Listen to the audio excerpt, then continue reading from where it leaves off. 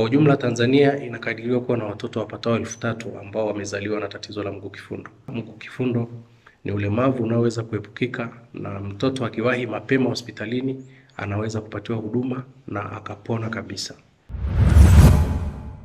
Jina yangu naitwa Emmanuel Kowero, ni mratibu kutoka shirika linaloitwa MDH Dar es Salaam, ambalo linajihusisha na kushughulikia matibabu ya watoto wanaozaliwa na mguu kifundo.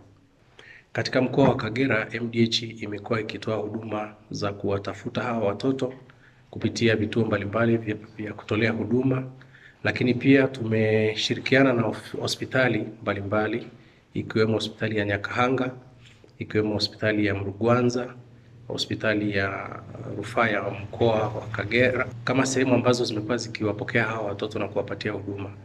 Kwa ujumla Tanzania inakadiriwa kuwa na watoto wapatao 3,000 ambao wamezaliwa na tatizo la mguu kifundo, na mkoa wa Kagera ni sehemu ya hii idadi ya watoto 3,000 ambao wanazaliwa.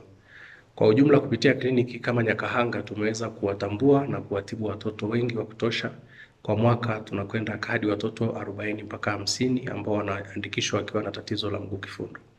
Kwa ujumla mguu kifundo ni ulemavu unaoweza kuepukika, na mtoto akiwahi mapema hospitalini anaweza kupatiwa huduma na akapona kabisa.